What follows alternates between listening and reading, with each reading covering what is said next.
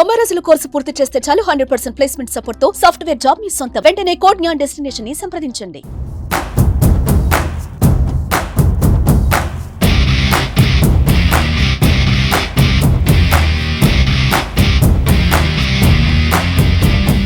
మండు టెండలో అభిమానం మనసు గుండె నిండా పెట్టుకొని ప్రపంచవ్యాప్తంగా ఆయన సభని సక్సెస్ని చూడటానికి పిఠాపురం వచ్చారు. ఆ వ్యక్తి దశాబ్దన్నర పోరాటం, ఎక్కడ గెలుపు అనేది లేదు, అన్ని అపజయాలే. కానీ ఫస్ట్ టైం గెలుపు అనేది చూశారు. చూసిన తర్వాత 12వ ప్లీనరీ పిఠాపురం వేదికగా చిత్రాడలో రేపు జరగబోతుంది. మరికొన్ని గంటల్లో ఎండ తీవ్రత భయంకరం, కానీ అభిమానం దానికి లెక్క చేయకుండా ఆయన వయసు దాదాపు నాకు తెలిసి 6 పదులు దాటి 7 పదులు దగ్గరలో ఉంటాడు. 67 అభిమానంతో ఇంత దూరం వచ్చారు. నిజంగా రియల్లీ గ్రేట్. 67 సంవత్సరాల వయసులో ఒక అభిమానం గుండెల నిండా పెట్టుకొని ఈ ప్లీనరీ సక్సెస్ కావాలని ఇంత దూరం వచ్చారు. సార్ని ఎక్కడి నుంచి వచ్చారు, ఏంటి సభ గురించి మనం మాట్లాడుకుందాం. సార్ మీ పేరు, మీరు ఎక్కడి నుంచి వచ్చారు? నా పేరు చందు సత్యనారాయణ. ఎప్పటి నుంచి మీ జర్నీ? మేము 2018 అంతకుముందు నుంచే అంటే ప్రజారాజ్యం అప్పుడు పిడుగురాళ్ళలో సభ పెట్టినప్పుడు ఆ మాటలు విన్నాం మనం. కాంగ్రెస్ వాళ్ళని ఒక మాట అన్నాడు పంచలోడు.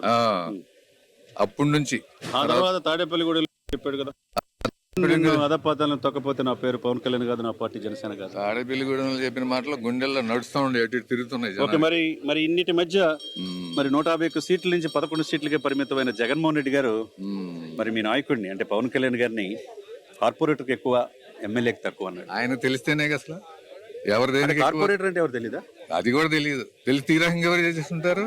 151 సీట్లు వచ్చినాయి, మధ్యలో 5 పోయింది. పెళ్ళాల మాట తప్ప ఏమన్నాడు మన పవన్ కళ్యాణ్ గారు? పెళ్ళాలంటే బాగోదు అన్నాడు ఆయన. భార్య అనమన్నాడు, సతీమణి అనమన్నాడు. ఆయన ఏమన్నాడు? ఆయన ఎక్కడ విఘ్నత కోల్పోలే. నాయకుడు ఎప్పుడు కూడా ఇంట్లో వ్యక్తిగత చేయలే, కానీ ఈయన చేసిన వాళ్ళంతా కటకటాలు లెక్క పెడుతున్నారు. దాంతోనే పోయాడు ఆయన. సరే, ఇక చివరిగా మీరు ఈ వయసులో ఇప్పుడు నెక్స్ట్ జనరేషన్ కోసం ఆయన సాక్రిఫైస్ చేసి సంవత్సరానికి 1000 కోట్ల ఆదాయం, రోజుకు సినిమా తీస్తే రోజుకు 1 కోటి రూపాయలు అనుకోండి, ఒక సినిమాకు 100 కోట్లు, లగ్జరియస్ జీవితం, హ్యాపీగా కార్వాన్లో ఉండాల్సిన వ్యక్తి మండు టెండలో వరాహి యాత్రలో రోడ్డు మీద పడుకొని కష్టాల్లో ఉన్నప్పుడు చంద్రబాబు నాయుడు గారిని రాజమండ్రి జైలుకి వెళ్ళి అన్ని కండిషన్కి సపోర్ట్ చేసి ఈరోజు కూటమి అధికారంలో వచ్చేసాడు. ఇప్పుడు కట్ చేస్తే ఇప్పుడు ప్రధాని నోటి నుంచి ఈయన పవన్ కాదు తుఫాన్. ఇవన్నీ ఎలా చూస్తున్నారు ఆయన జర్నీలో? 1000 కోట్లు తునప్రాయం, ప్రజాసేవ అనంతం ఆయనకి. ప్రజాసేవలోనే ఆనందం పొందుతున్నాడు. 1000 కోట్లు తునప్రాయంగా వదిలేసి ఆయన మనం చూసి 100 రోజులు అయినా 150 రోజులు అయినా సినిమా గురించి ఒక 10 నిమిషాలు చెప్పింది అక్కడ లేదు. రాజకీయం గురించి ఎంత చెప్తున్నాడు? రాజకీయం గురించి ఎంతో చెప్తున్నాడు. నాయకుడు 90% ఉన్నాడు, సినిమా యాక్టర్ గా 10% ఉన్నాడు.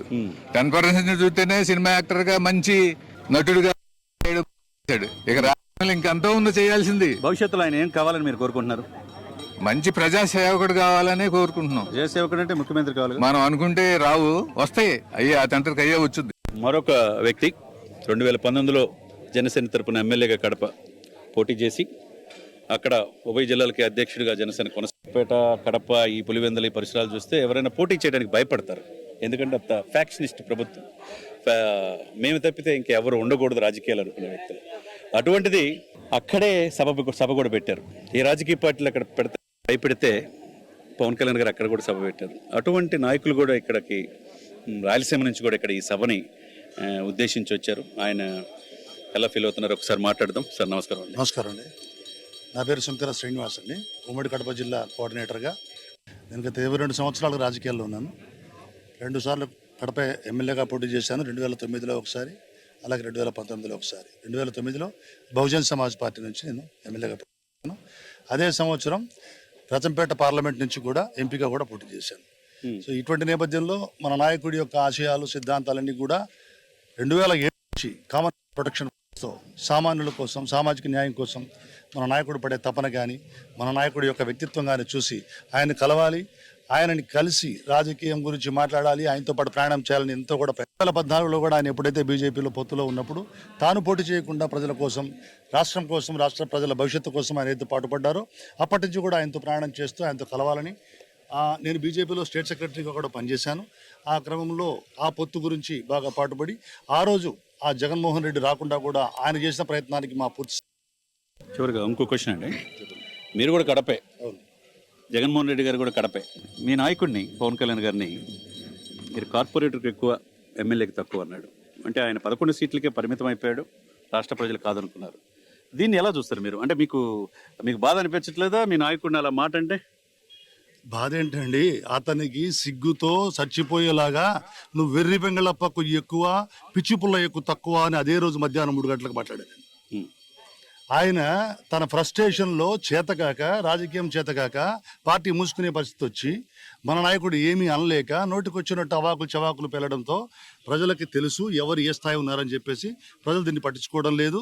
అతన్ని మాత్రం రాజకీయంగా అతని చరిత్ర ముగిసిపోయింది, అతని టైం అయిపోయిందని ప్రజలందరూ నమ్ముతున్నారు. అంటే నెక్స్ట్ ఎలక్షన్కి 11 కూడా ఉండమంటారా? క్వశ్చన్ లేదండి, అసలు పార్టీనే ఉండదు, కాంగ్రెస్లో కలిపేసుకొని అతని కాంగ్రెస్ లో కలపడానికి వాళ్ళు జగనన్న వదిలిన బాణం ఎలా ఒప్పుకుంటుందండి?